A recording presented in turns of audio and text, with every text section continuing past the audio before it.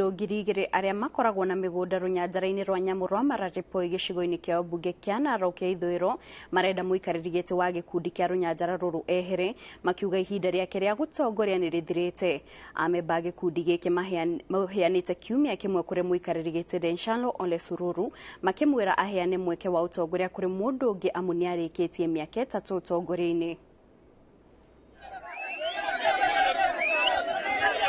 We need a new leadership with a new trust.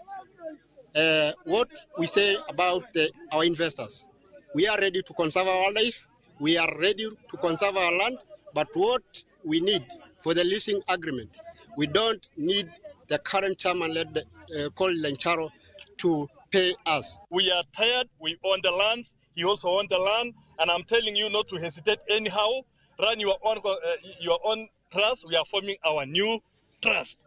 And we are going to be paid not by the current investors, but we know on how we are going to be paid elsewhere.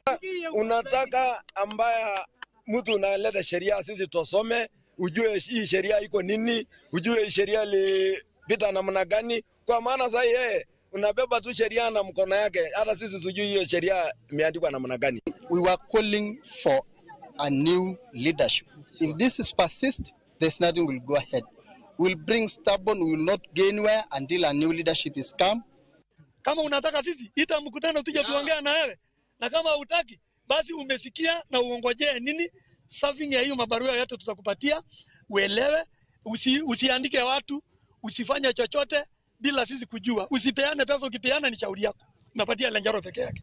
Tukamtumia yeye ya kwamba tunataka special general meeting kulingana na ile sheria imeandikwa kwa ile conservancy ama ile trust deed, atupatie special general meeting, akakataa. So tunasema kama wananchi, tunasema kama members wa conservancy, we are ready to exit from that trust.